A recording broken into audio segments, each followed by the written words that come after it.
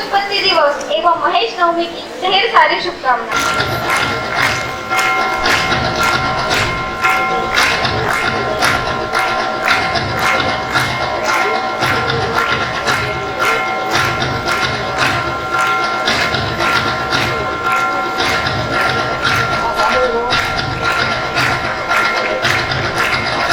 आप सभी को ढेरों शुभकामनाएं। इस पावन पर्व पर हम आप सभी का स्वागत करते हैं और स्वागत गीत प्रस्तुत कर रहे हैं।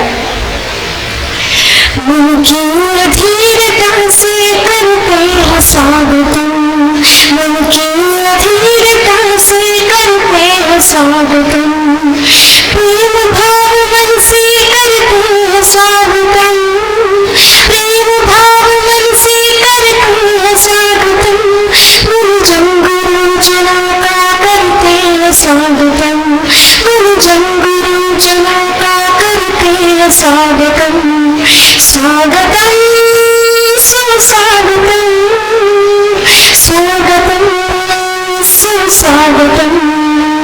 शुभ दिन और सुमंगल इस पावन घड़ी पर, शुभ दिन और सुमंगल इस पावन घड़ी पर, आपके इस आगमन से फूल खिले खिलकर, आपके इस आगमन से फूल खिले खिलकर, सुरताल की वर्षा से हो भाव समर्पण, सुरताल की वर्षा से हो भाव समर्पण, प्रेम भाव मन से करते हैं स्वागतम, प्रेम भाव मन से करते हैं स्वागतम, गुरुजन गुरुजनों का करते हैं स्वागतम, गुरुजन गुरुजनों का करते हैं स्वागतम, मन की अधीरता से करते हैं स्वागतम, मन की अधीरता से करते हैं स्वागतम, प्रेम भाव मन से करते हैं स्वागतम,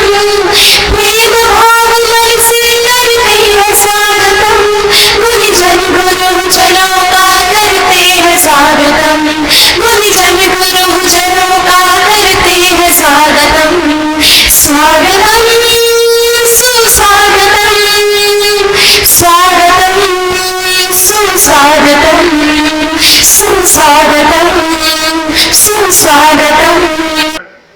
एक और सबने हाथ जोड़ निम्र प्रार्थना है। कुछ मैं छोटी छोटी बात आपको बता रहा हूँ कि आपने भी को बुरा भी लगे शिक्षा की बेनाने में खतरे में सोच बदलो, समाज आपको बदल जाएगा। बच्चा देती है सिर्फ बहन को परिवार देखो कि मारी बेची ने जिंदगी भर मेरे दुख नहीं होड़ू, वो कच्चो कितु कमाई करा 80 लाख को पैकेज हुई, 1 कोटी को पैकेज हुई, अगर पैसा खाना को नहीं है खावा 2 रोटी सो पैसा हार की लो को नहीं जिकाने एक एक छोरो है, एक ही छोरी है, मैंने भेज दिया फॉरेन में।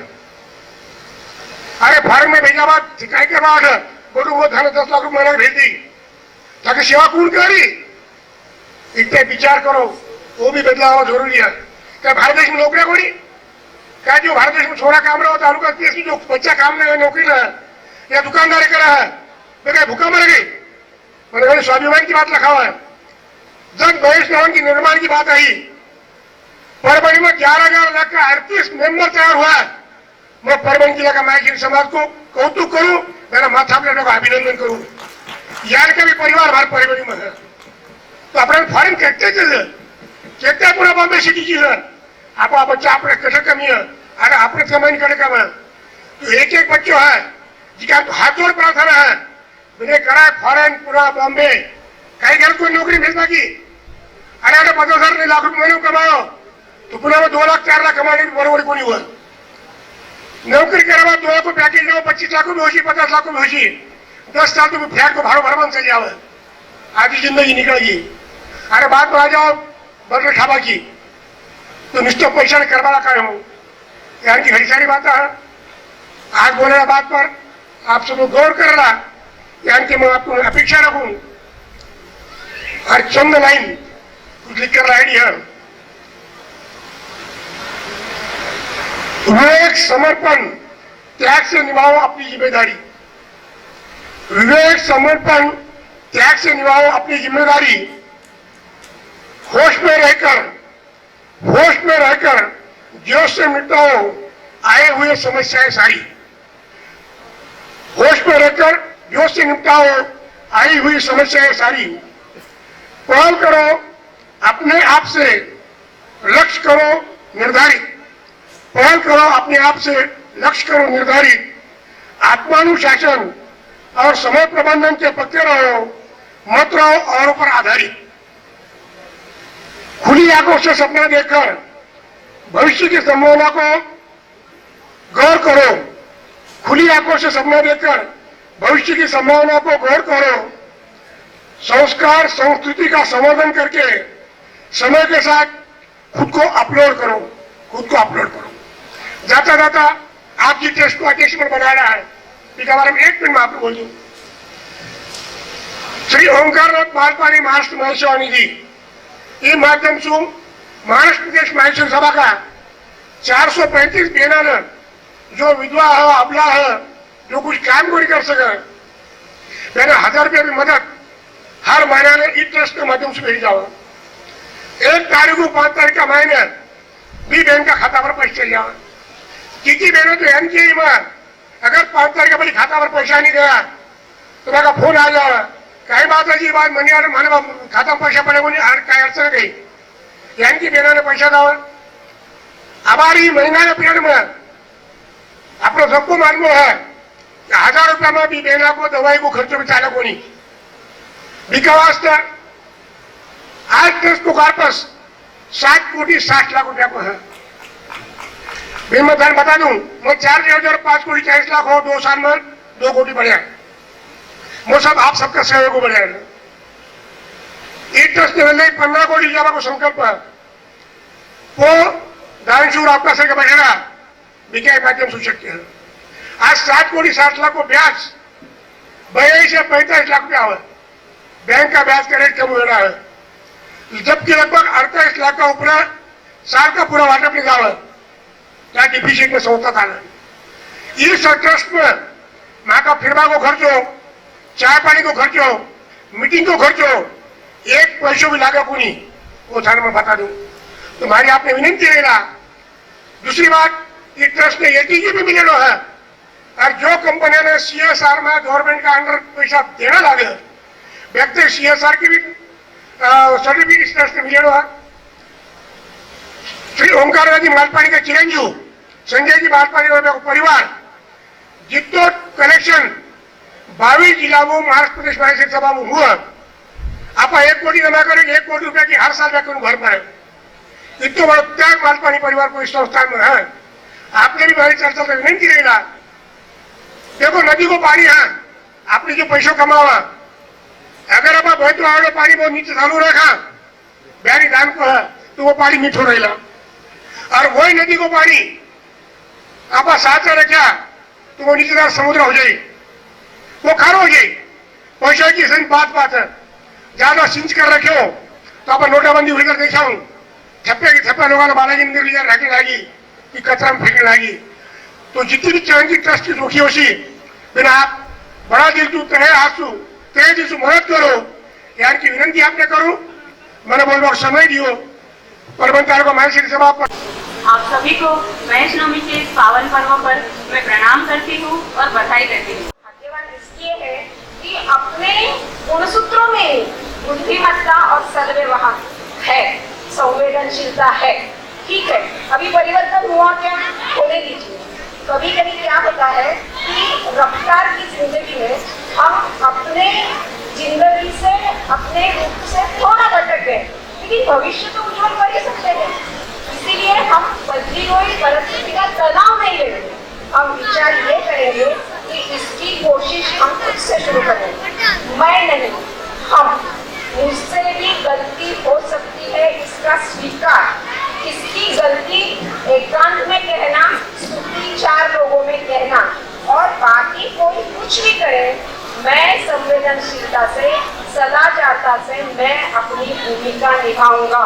मुझे ऐसा लगता है कि महेश नवमी के इस शुभ अवसर पर परिवर्तन की पहल हम स्वयं करें, ये संकल्प हम लेते हैं। बूढ़ी दादी की बात मालूम है रखा ना कि वो तो एक गांव हो, अब कहानी खरी है कि खोटी मन मालूम को एक गांव हो, अकाल पड़े दियो। और एक ज्योतिषी बोले कि महादेव जी को सबो गाभारो अगर थे दूध भरो तो थाका गाँव में पानी आ जाए। तो हर एक जना सोचो कि सगळा तो दूध गाई मारा अकेला तो पानी उगाई हुई, तो पानी से गाभारा भर रहा था। लेकिन एक बूढ़ी दादी थी, उसके बाद प्याला भर ही दूध था। तो उसके बाद लोग तो घणो सारो दूध ले लगे, ठीक मारकर में थोड़ा उगाई। और उसने वो गाभारे में जैसे ही दूध डाला तो भी पानी को रंग बदल गया और बारिश आई। सच झूठ मालूम नहीं, लेकिन ये कहानी संकेत देती है कि उस दादी की भूमिका हमें दिखानी चाहिए। इसलिए आज ये संकल्प लेंगे कि हर परिवर्तन की पहल हम स्वयं करेंगे, खुद सुखी होंगे और औरों को सुखी करेंगे। धन्यवाद आपके इस सुंदर सभागृह में और आपके जैसे सुविध श्रोताओं के साथ मुझे अपनी बात रखने का मौका दिया। मैं सभी आयोजकों को, मैं आपके सभी परभणी वासियों का तहे दिल से सचमुच अभिनंदन करती हूँ। दोस्तों, मैंने कई जगह की महेश नवमी अटेंड की है, लेकिन इतना शांत सुंदर सभागृह जहाँ इतना वैचारिक मंथन चल रहा है और वैचारिक मंथन चलने के बावजूद सभी लक्ष्य पूर्वक ध्यान से सभी सुन रहे हैं। This is Parbhani pattern. बहुत बढ़िया, बहुत अच्छा लगा मुझे, क्योंकि भाई अजय जी का फोन था तब मैंने पूछा कि भाई विषय इतना गंभीरता से रखना है क्या, कितनी देर बोलना है? तो बोले बहन आप आओ तो सही, हमारे परभणी वालों को देखो, हम बहुत शांति से सुनते हैं। सही बात है, बहुत अच्छा लगा। महेश नवमी के पावन पर्व पर आप सभी से मिलते हुए खुशी है। कोरोना की अनचाही छाया से थोड़ा सा दूर हटकर समाज का ऐसा एकत्रित रहना दिल को बहुत खुशी देता है। सच पूछो तो अपने लोगों में हमें सुरक्षितता भी महसूस होती है। मैं हृदय से महेश नवमी की मंगल कामना देती हूँ। ईश्वर से प्रार्थना है मेरा माहेश्वरी समाज ऐसे ही फलता रहे, फूलता रहे, सफलता की पथ पर आगे चलता रहे। भाई और बहन, आपके परभणी नगरी का और क्या कहना। जगत में जर्मनी और भारत में परभणी, ऐसी कहावत है। यहाँ का कृषि विद्यापीठ, यहाँ के साहित्यिक, यहाँ अपने समाज की चल रही गतिविधियाँ, यहाँ दिए जाने वाले पुरस्कार, इनकी चर्चा हर तरफ होती है। इसलिए ऐसे परभणी में, ऐसे नगरी में आप सभी के साथ बात करते हुए मुझे अत्यंत प्रसन्नता है और ये ऐसा मौका दिया, इसलिए मैं आयोजकों का तहे दिल से धन्यवाद देना चाहती हूँ। सच पूछो तो महेश नवमी हो, सामूहिक रामरामी हो या अधिवेशन हो, हम समय समय पर ऐसे उत्सवों में क्यों मिलते हैं? जानबूझकर मिलते हैं। वो इसलिए कि इस स्नेह मिलन के माध्यम से हम अपने अपने परिवार के, समाज के और राष्ट्र के हित की बात करें, विचार मंथन करें और इस सामूहिक मिलन से हमें ऊर्जा प्राप्त कर कर अपने अपने घर लौटे। आज भी वही हो रहा है। आज जैसे मैं आज थोड़ा लेट आई, मैं क्षमा प्रार्थी हूँ। गंगाखेड़ तक आई, वहाँ बारिश की वजह से कुछ रास्ता बंद हो गया था, तो 80 किलोमीटर का फेयर लेकर सोनपेट से मैं आई तो मुझे देर हो गई। मैंने पहले वक्ताओं का भाषण नहीं सुना, लेकिन बाद में जो भाई लोग यहाँ बोल रहे थे उन्हीं की श्रृंखला में मैं आगे बताना चाहती हूँ कि आज हम बात करेंगे अपने समाज के उत्थान की, उसको बाधा लाने वाले कारणों की, कमजोर होते रिश्तों की, बदलते परिवेश के साथ हमारे बदलते मानसिकता की, हमें जो उचित भूमिका लेनी चाहिए उसके संकल्प की। आइए हम बात करते हैं, रिश्ते संजोते हैं अपने आप से, परिवार से और समाज से। दोस्तों, ये विषय बहुत महत्वपूर्ण है, बहुत चिंतनीय है, क्योंकि हम सभी परिवार प्रिय और समाज प्रिय है। अपना ये समाज अनेक परिवारों से बना है और परिवार उसमें रहने वाले सभी सदस्यों के मजबूत रिश्ते पर बलबूते पर वो टिका हुआ है। यानी थोड़े में हम समाज के मूल सूत्रधार है। आप है, मैं हूँ, यहाँ उपस्थित सभी हम समाज के मूल सूत्रधार हैं। इसीलिए समाज को स्वस्थ रखना ये हमारी जिम्मेदारी है। वैसे हमारे रिश्ते बहुत हैं, पारिवारिक रिश्ते हैं, सामाजिक रिश्ते हैं, पड़ोसी के साथ रिश्ता है, संगठन से रिश्ता है, करियर से रिश्ता है, मित्रों से रिश्ता है, राज्य से है, देश से है, संस्कृति से है, न जाने कितने रिश्ते हैं। लेकिन हम शुरू करेंगे पारिवारिक रिश्तों से, क्योंकि पारिवारिक रिश्ते ये अपने सभी के लिए एक संवेदनशील विषय है। पारिवारिक रिश्तों में 4 महत्वपूर्ण बातें। पहली बात, हमें जन्म कहाँ लेना है हमें पता नहीं। पहले एक परिवार बना हुआ रहता है, हम वहाँ जन्म लेते हैं, हमारी भूमिका निभाते हैं।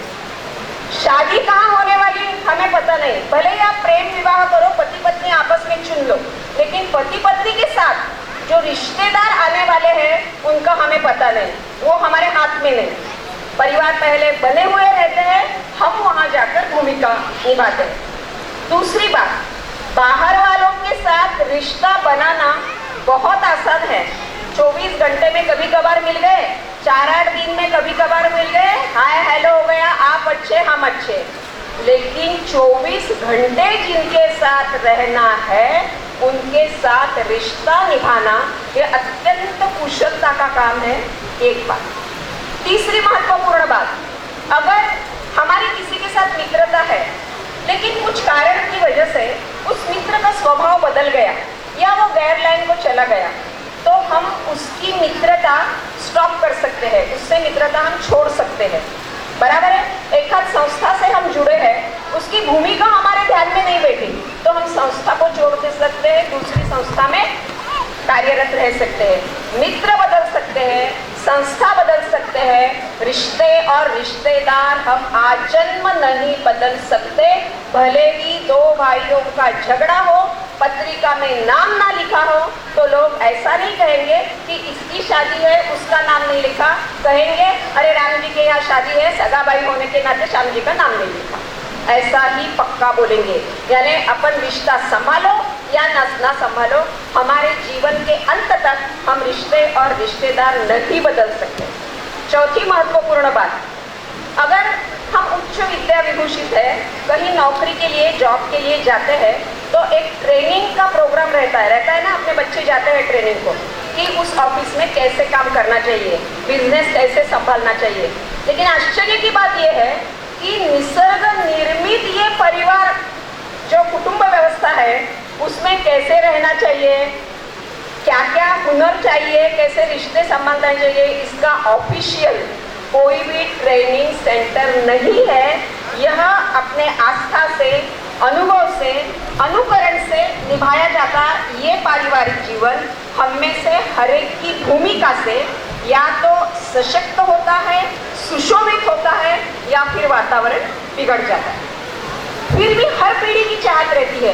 अब हम सदियों से रिश्ते निभाते आए, आज नहीं, हमारे नाना नानी ने, उनके नाना नानी ने निभाया, लेकिन आज इसकी चर्चा ज़्यादा है क्योंकि पीढ़ी बहुत जल्दी बदल रही है और ये बदलाव बहुत तेजी से हो रहे हैं। फिर भी हर पीढ़ी चाहती है कि मेरा जो भी कुछ छोटा परिवार है, बड़ा परिवार है, मेरा परिवार स्वस्थ रहे। स्वस्थ परिवार की परिभाषा क्या हो सकती है? आसान है। कोई भी क्या कहेगा, जिस परिवार में परिवार का हर सदस्य शांत हो, प्रसन्न हो, उस परिवार को हम स्वस्थ परिवार कह सकते हैं। नहीं दोस्तों, सुखी परिवार की सिर्फ इतनी परिभाषा पर्याप्त नहीं है, उसमें 4-5 मुद्दे अपने को और जोड़ने पड़ेंगे। स्वस्थ परिवार किसको करेंगे? जिस परिवार में घर का सदस्य हो, मेहमान हो या घर में काम करने वाला कर्मचारी, हर सदस्य इंसान है और इंसानियत के तौर पर ही उसके साथ सुलूक किया जाए, ये मान्यता जिस परिवार में है वह निश्चित रूप से स्वस्थ परिवार है। जहाँ आगे जाने की, तरक्की करने की, अर्थार्जन करने की चाह है, ऊंचे सपने हैं, लेकिन उसका नशा नहीं है, वह है स्वस्थ परिवार। जिस घर में यश, ऐश्वर्य, समृद्धि सहजता से, विनम्रता से पचाया जाता है, जिसकी शेखी नहीं की जाती, वह है स्वस्थ परिवार। एक दूसरे का सुख दुख बांटने वाला, घर में जन्मे लड़का और लड़की, इनका समानता से स्वागत करने वाला, हर एक की भूमिका ठीक से निभाने वाला, हर एक को उचित न्याय देने वाला, चाहे वो बेटी हो, बहू हो, बेटा हो या जवाई हो, हर एक के साथ एक ही नियम जहाँ है वह निश्चित सुखी परिवार है। और सबसे महत्वपूर्ण, समाज मेरा है, उस सामाजिक कार्य में जो परिवार खुद का हिस्सा देता है वह है स्वस्थ परिवार। और बाहर जाने के बाद मेरे घर जल्दी जाना है, यह आस जिन परिवारों को लग जाती है वो स्वस्थ परिवार। ये सब पॉसिबल है, शक्यता है इसकी, अगर अपने रिश्ते मजबूत हो और हर एक की भूमिका ठीक हो तो ये हो सकता है। लेकिन आज थोड़ी कसक है दिल में कि आज वातावरण थोड़ा बदल गया। भाई जी ने बराबर कहा था, व्यक्तिगत विकास और निजी सुख की नाना कल्पनाओं में हम ऐसे उलझ गए हैं कि हम हमारे रिश्तों को अहमियत नहीं दे रहे हैं। इस मामले में आज के परिस्थिति का जायजा लेना शायद थोड़ा कटु हो सकता है, लेकिन जब सारा समाज इकट्ठा है तो छुपाने से फायदा नहीं, इसकी भी बात हम करेंगे। बदलते परिवेश के साथ हमारी मानसिकता, इस बदलते मानसिकता के हम शिकार हो गए। आज अधिकतम रिश्तों में सुखी नहीं है सभी, थोड़ी कड़वाहट है, रूखापन है, कोई नहीं कहता कि मैं सुखी हूँ। हर एक को लगता है कि बस मुझ पर ही अन्याय हो रहा है, बाकी सब सुखी है। ऐसा क्यों? वैसे देखा जाए तो 21वीं सदी है, विज्ञान की है, संपन्नता की है, मनोरंजन के 100 दरवाजे खुले हैं, खान पान के ठाट है, लेकिन फिर भी अपना जीवन तनाव से भरा हुआ है। और खास बात यह है कि ये सारे तनाव हमने निर्माण किए हैं। घर में सुबत्ता दर्शाने वाली सभी महंगी चीजें घर में सेट हो गई है, हमारा माइंड अपसेट है।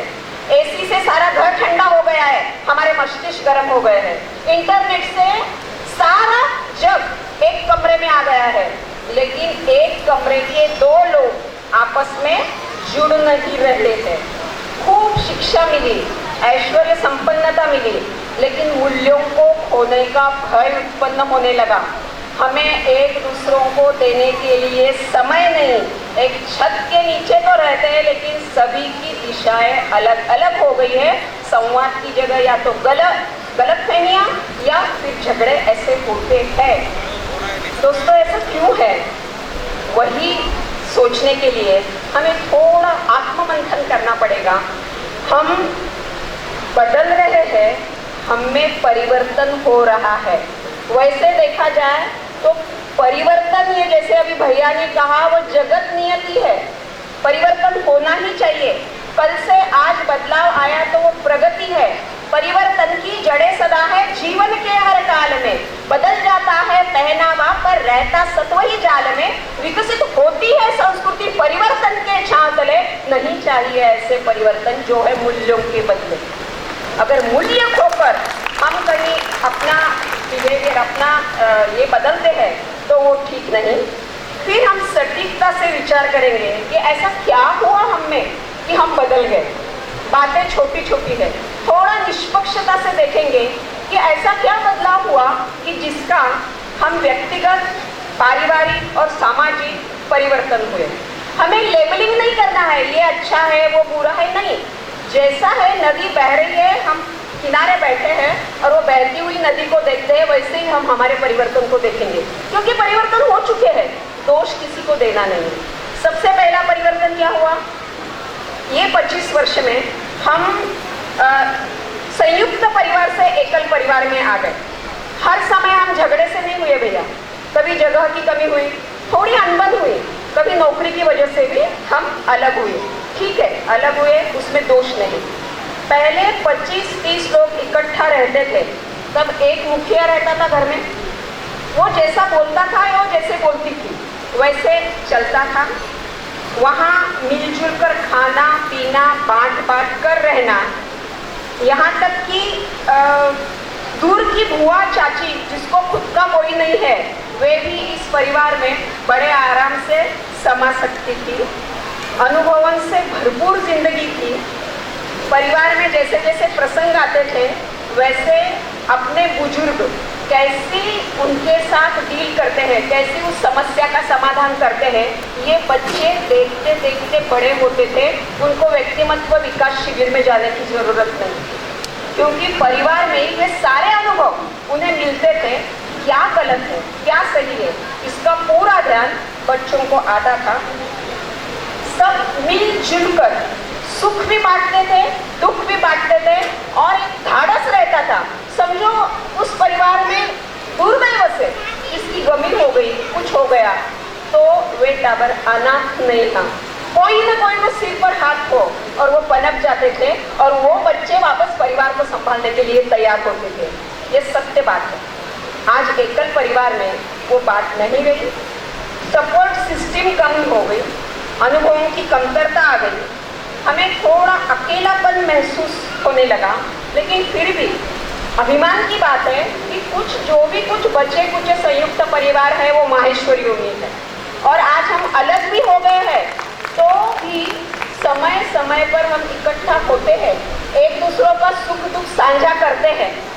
जो दिल से करते हैं ना उनके बारे में कुछ नहीं, लेकिन एक बात कहना चाहूंगी, सिर्फ बडेरा की श्राद्ध बडशी आणि ब्यावमा चूप उपरा उपरी मिळणं आणि मन आपस में नहीं मिलना ये ठीक नहीं। मतभेद हो तो चलेगा, मतभेद नहीं होना चाहिए, ये बात पक्की।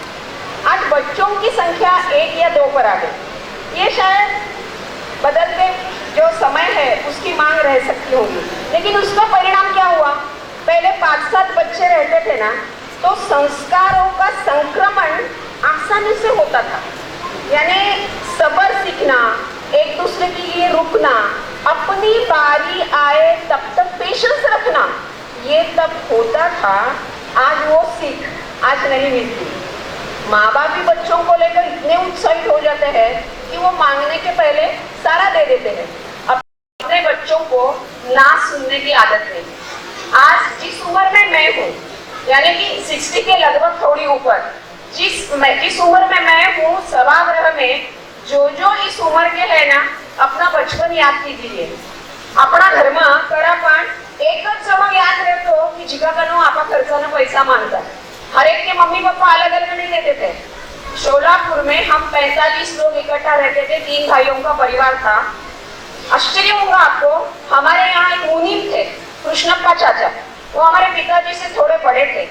ये तीनों भाई अच्छी कमाई कर लेते थे, सब था, लेकिन हर महीने का सारा हिसाब खुद का व्यक्तिगत और पारिवारिक की चिट्ठी वो कृष्णप्पा चाचा को देते थे। और कृष्णप्पा चाचा को अधिकार था कि अगर किसी ने ज्यादा खर्चा किया तो उसे पूछने का। एक शब्द कोई नहीं बोलते था। हम बच्चे अगर जब बॉल पेन नहीं थे, नीब के पेन थे, शाही के पेन थे, अगर हमको जाना कृष्णप्पा चाचा पेन तुटलं दाखव, कसं तुटलं, कशी नीब आहे दाखव, शाईचं दाखव। हमको टूटी हुई पेंसिल, टूटा हुआ रबर, खत्म हुई कापी, ये सब उनको बताना पड़ता था।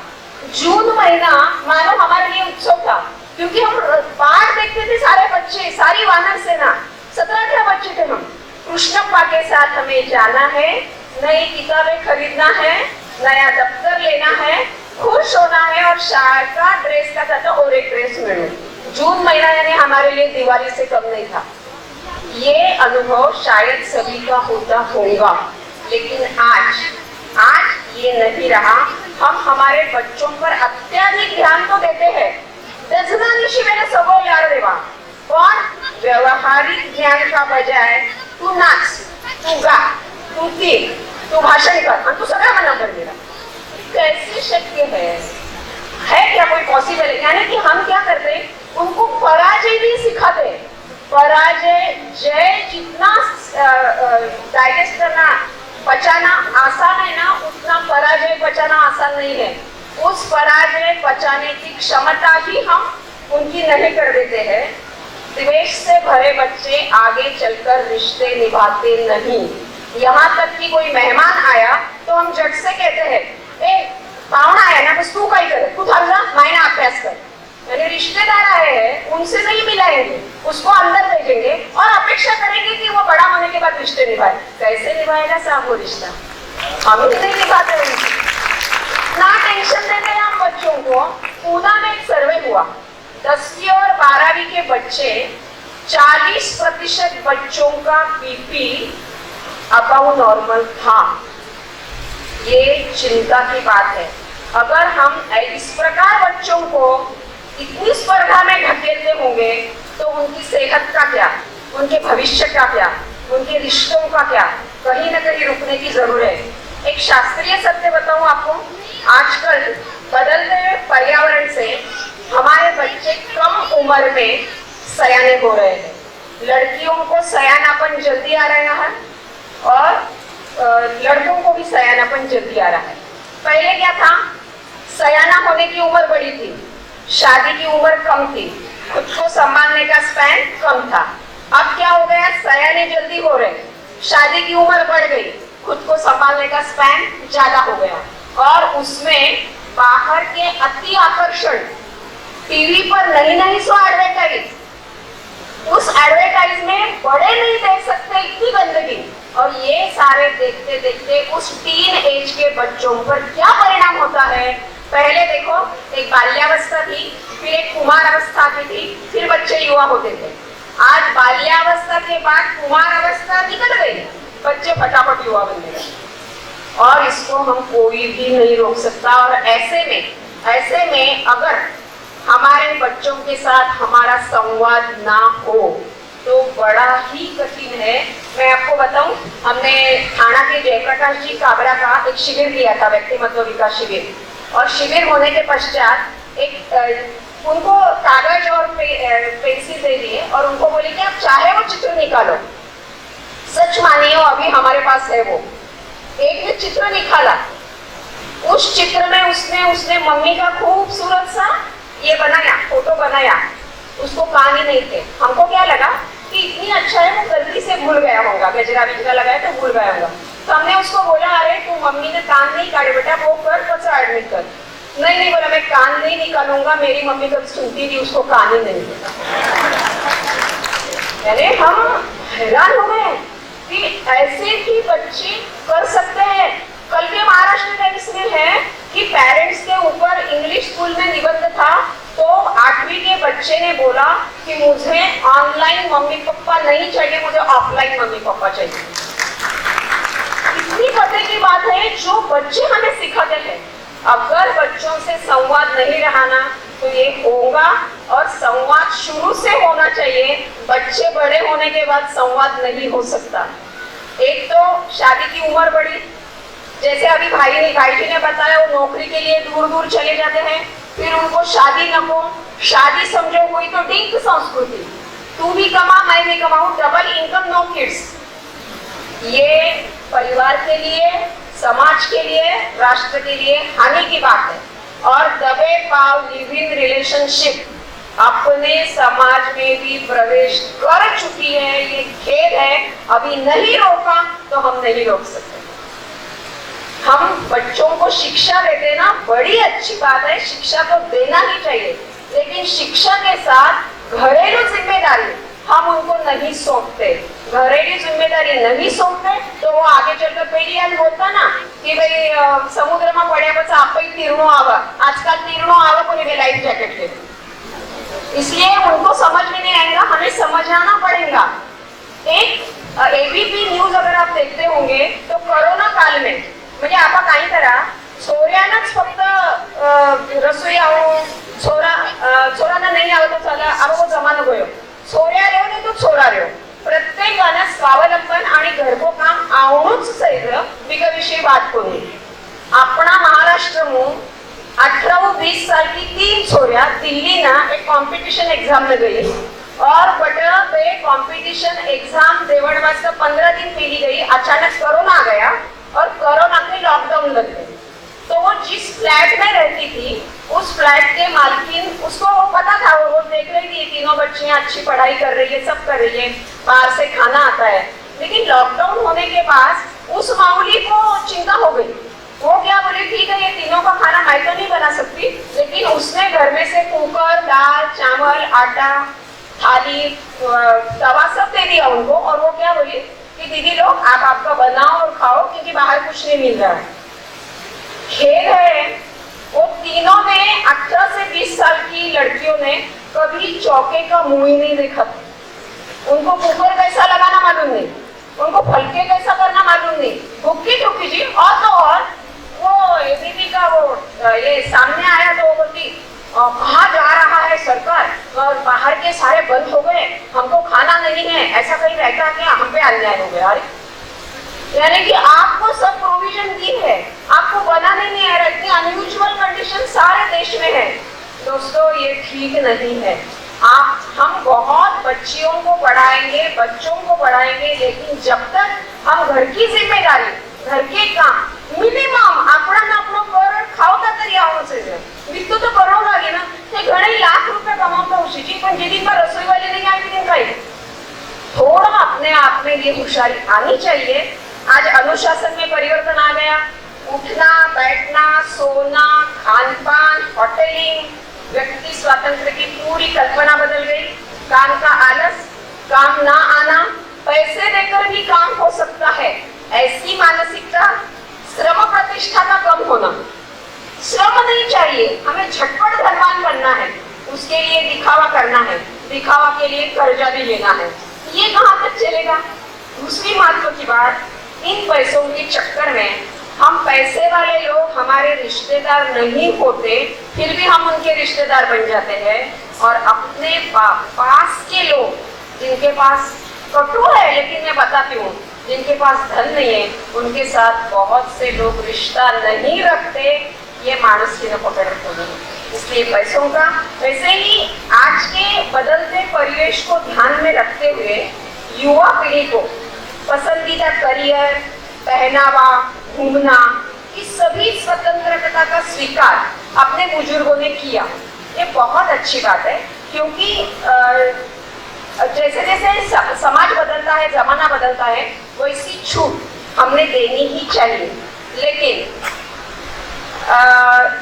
बहुत आसानी से मिली इस स्वतंत्रता का उपयोग जिम्मेदारी से हो, यह अगर परिवार की अपेक्षा है तो क्या वो गलत है?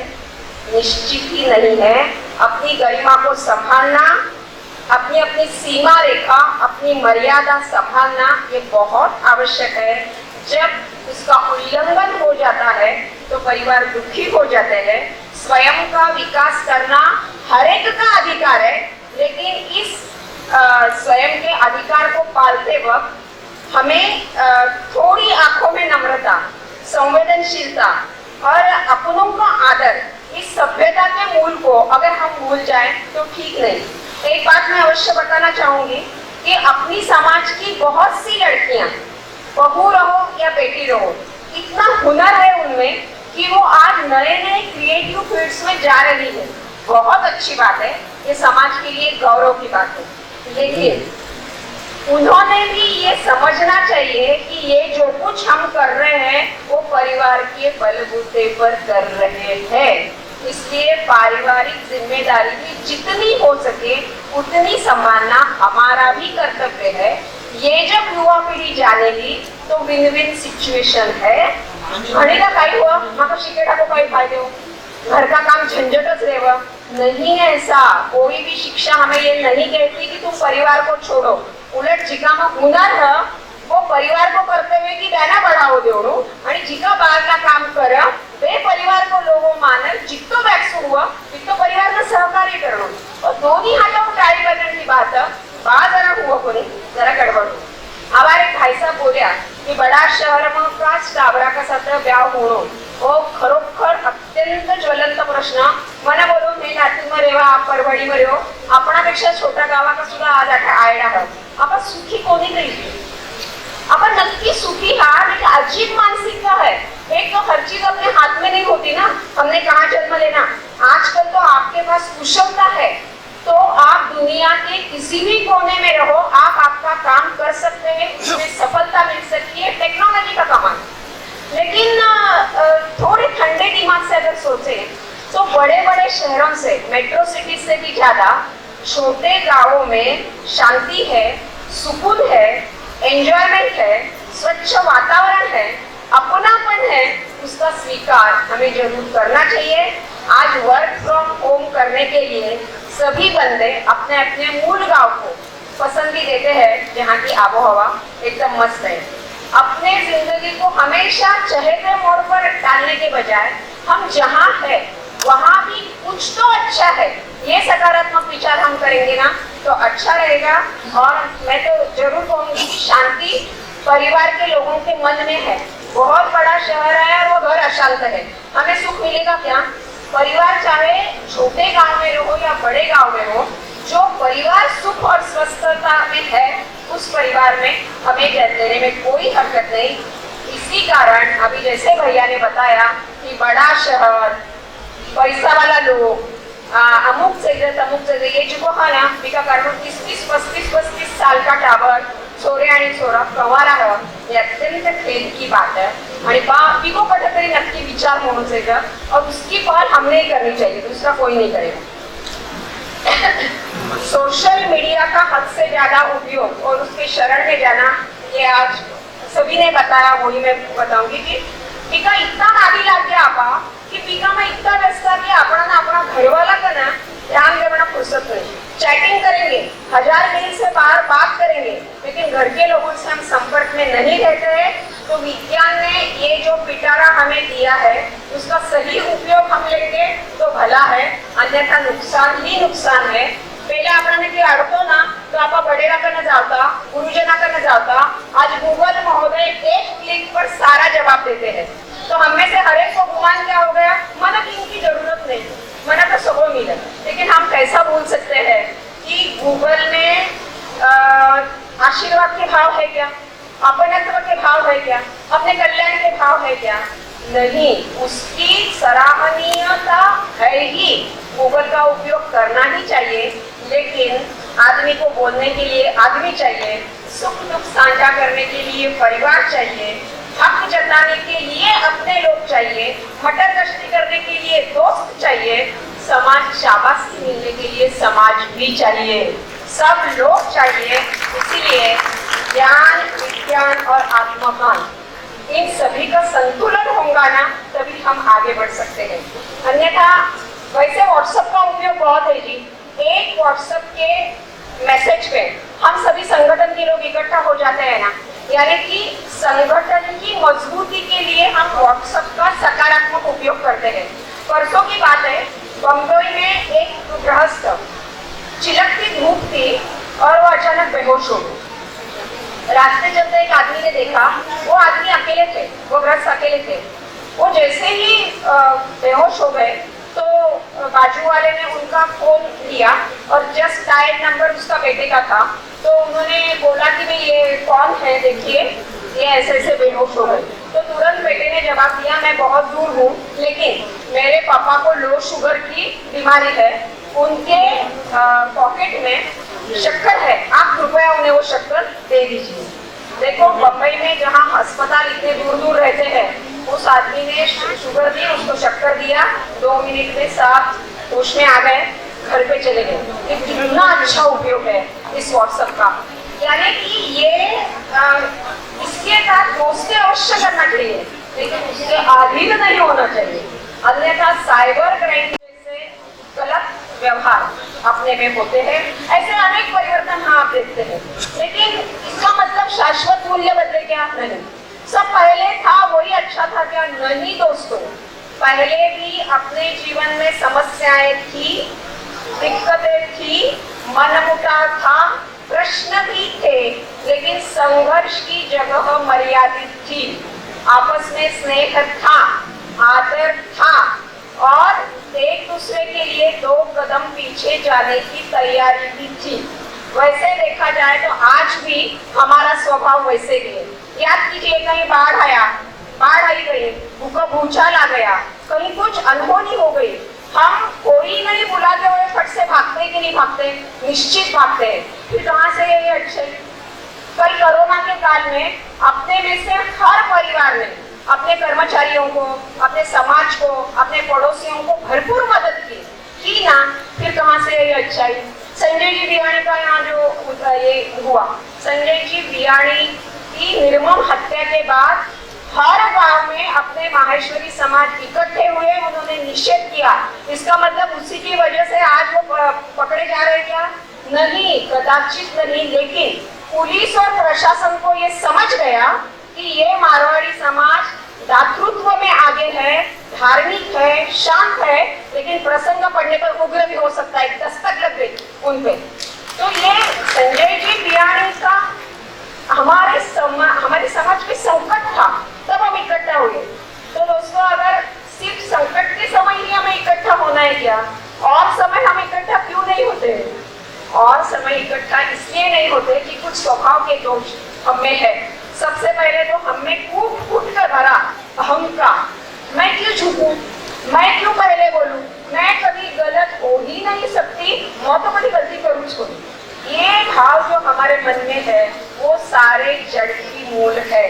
संगठन में भी मैं कहूँ वैसा ही होना चाहिए, ये भाव अहंकार से ही आता है। और संसार में भी इसके झगड़े की वजह से अपना घना सारा संसार टूट रहा है। इसलिए तलाक की संख्या जो बढ़ रही है ना, वो अहंकार की वजह से बढ़ रही है, उसे हमें स्टॉप करना चाहिए।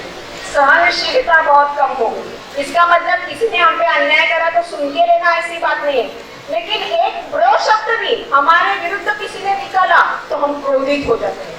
क्रोधित होके जबान चलाते रिश्ते बिगड़ जाते हैं।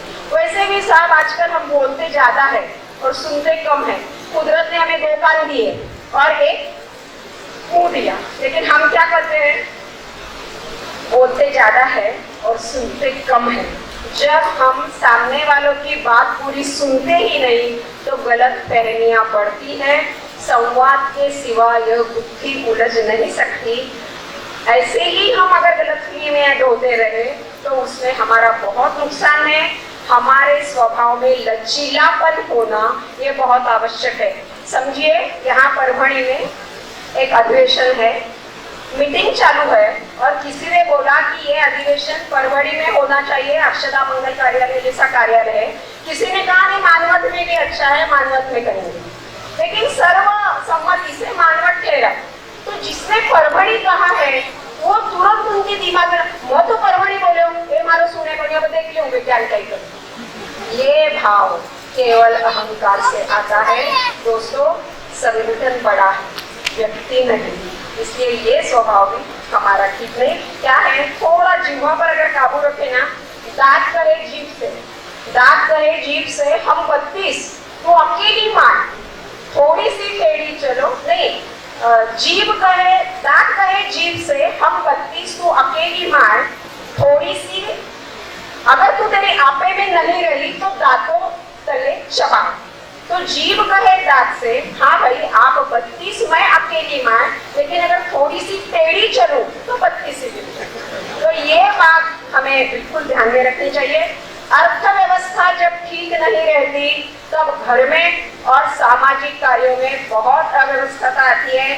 गृह कलह की एक वजह है संपत्ति, उस संपत्ति का व्यवस्थित नियोजन, ये सुख की भावना। और संगठन में भी निर्दोष बेदाग अर्थव्यवस्था रहनी चाहिए, उसके बारे में बहुत ज्यादा कहने की जरूरत नहीं। जब हम खुद के कर्तव्यों में कसूर करते हैं और लोगों से अपेक्षा ज्यादा रखते हैं तब भी हम ठीक नहीं रहते। एक तो भाई है अपना नहीं गुमान ले मैं सब काम करूँ, घर में भी मैं काम करूँ, ऑफिस में भी मैं काम करूँ, संगठन में भी मैं काम करूँ, अगर मैं नहीं रहूँ तो क्या आंसर है? जब हम हद से ज्यादा सभी को यानी कि सभी को नीचा दिखाकर मैं ही करता हूँ तब वातावरण बिगड़ता है। देखिए, घर में कोई कम करो ज्यादा करो, सबके सहकार्य से घर चलता है। बूढ़े दादा दादी अगर हॉल में बैठते, भले ही हम मानते कि अब देखो उम्र हुई है, देखो कहीं काम हुआ, पर वे जब हॉल में बैठे ना तो बड़ो सारो कुल्लू पुरेवा, चिड़ी का बच्चा अंदर नहीं आता। कामगार बहुत सच्चे से काम करते हैं, तो ये घर का काम नहीं है। घर का काम भी रहता है, ठीक वैसा ही संगठन का टीम वर्क से चलते हैं। सभी संगठन टीम वर्क से चलते हैं। संगठन श्रेष्ठ है, व्यक्ति नहीं। अगर हम खुद को बड़ा माने तो गलत बात है। घर की बात जब दहलीज से बाहर जाती है और संगठन की बात जब गॉसिप के द्वारा बाहर जाती है तो अनर्थ ही अनर्थ है। मैं समझती हूँ इसके बारे में ज्यादा बोलना ठीक नहीं। एक ठिंबराई जिखाना बोला ना, जिसको ठिंबर बोलो तो आपा ले लिया ना, तो सब है। व्यसनाधीनता का अपने समाज में बढ़ना ये बहुत चिंता का विषय है, क्योंकि उससे प्रतिष्ठा उसको देना है तो उसकी भी गलत है। क्योंकि उससे क्या होता है, उसकी यानी कि अपनी बदनामी तो होती है, आर्थिक नुकसान होता है और सेहत भी चली जाती है। लेकिन बुरी बात यह है कि कोई व्यसनाधीन को अगर आप कहो कि ऐसा नहीं करना तो वो बहुत आग बबूला होता है। जैसे व्यसनाधीनता वैसे ही भ्रष्टाचार, ये कलंक अपने समाज में पहले नहीं था। दुर्दैव से दबे पांव से ये भ्रष्टाचार, एक शिष्टाचार अपने समाज में भी आ रहा। ये बेहद दुख की और चिंता की बात है। उसमें संचयी वृत्ति कम अगर हम रखें तो इसका हो सकता है। आजकल साथ अंधश्रद्धा बहुत बढ़ गई। अंधश्रद्धा कैसी बढ़ी? पहली क्या ना, भूत पिशाच, डोरा डंडा वगैरह। हाँ, आजकल काय होतं, आज बाबाजी, बाईजी, गुरुजी, आपण तो शरण में क्यों जावा तो समझ नहीं। वे ठगते हैं हमको, अपराध होते हैं, फिर भी हमें समझ में नहीं आता। अरे अपने समाज में गुरु परंपरा है, लेकिन पानी पीना छान के और गुरु करना जान के, ये हमें आता है या नहीं आता है? घर घर में बुजुर्ग है और इतने संत, अच्छे संत है, उनकी शरण में क्यों नहीं आते हम तो अफवाहों पे विश्वास करते हैं। 2-3 साल पहले परभणी में आई कि नहीं आपको मुझे मालूम नहीं, हमारे लातूर और उस शहर में आई थी। संक्रांत आयापासून जवई सासून साडी देऊन, हाँ, तो जवई को जीव बच्चे बरं के, आणि एक छोरो रियो ना तो 1 किलो शक्कर मंदिर में देवो, 2 छोरा रिया तो 2 किलो शक्कर देवो, उनका जीव एकदम सुरक्षित है। अरे अपने जीव इतने सस्ते हैं क्या? 1 किलो शक्कर, 1 साड़ी देने से हम बच जाएंगे, अन्यथा कोई संकट आ जाएगा। कोई अवैज्ञानिक बातें करते हैं, फिर भी हम उनके अधीन हो जाते हैं। सोना दुगना करो बोलत देवा, वो ठग, और बिना आपने रुपया सोना देवा, कैसे पॉसिबल है? मुझे ऐसा लगता है कि अपने पे विश्वास होना चाहिए, अपनों पर विश्वास होना चाहिए और हम विश्वास रखें, ऐसी प्रवृत्ति भी होनी चाहिए। अभी शादी की जो बात हुई ना, उसे 100% में सहमत हूँ। आजकल कोई मध्यस्थ नहीं बनता, क्योंकि बहुत से उसके कारण उसमें नहीं जाएंगे, वो सभी को पता है। क्योंकि वो शादी ठीक ना, और बच्चे होने के बाद भी वो लोग अलग नहीं होंगे। यह बहुत यानी कि मना काही लखावा बिका आगली बात बोलू कि अपना समाज में गाँव भाव में हाल भी 60-60, 70-70 साल का सहजीवन रेड़ा दंपत्य है कि नहीं? निश्चित है। आपा ही धणी किंवा लुगई खुशी तो बाकी सेवा भाव पण आपा देखे रहा सालों तक। कोई अगर आपा ही दे तो बड़ी निष्ठा से सहचरी उनके सेवा करते हैं। क्या उनमें कभी अनबन हुई नहीं? क्या निश्चित हुई है। पति पत्नी की नोक झोंक तो चलती रहती है। कोई अगर पति पत्नी बोले ना कि भाग में झगड़ा हो तो नहीं, तो मैं झूठ बोलूं, पति पत्नी में झगड़े होने ही है। यहाँ तक कि 60-60 साल संसार हुआ पछ 80 साल का बूढ़ा दादी जी मजा में बोलो कि नहीं, माकाय आला ना तो घी समझो को नहीं, चोको एगो माँ परणी जी नहीं तो कई करता, बोला कि नहीं बोला? बिल्कुल बोलते हैं। यानी मतभेद स्वाभाविक है, लेकिन उस झगड़े को कितना खींचना, कहाँ उसको रुकाना, उसकी एक मर्यादा रहती है। और एक दूसरे का आदर, सब्र, परस्पर पूरकता, परस्पर अवलंबितता और अपने लोगों के लिए 2 कदम पीछे जाना, ये होना चाहिए।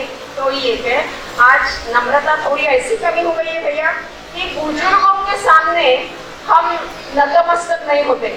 बुजुर्गों के पांव छूने को हमको क्यों नहीं लगता मुझे पता नहीं। बाहर के बड़े रंग के पैर छुए, लेकिन घर के बुजुर्गों को पैर नहीं छूते। मुझे ऐसा लगता है कि आप बुजुर्गों के पैर नहीं छूओगे तो उनकी अप्रतिष्ठा नहीं है। वे संसार के संघर्ष से तप कर सो दोगुना हो गए हैं, आशीर्वाद आपको नहीं मिलेंगे। ये भी सत्य है कि आप झुको या मत झुको, आपके लिए उनकी सद्भावना बनी रहेगी, लेकिन सुरक्षा का कवच जो आज की रफ्तार की जिंदगी में आपको मिलना चाहिए वो थोड़ा कम हो जाएगा।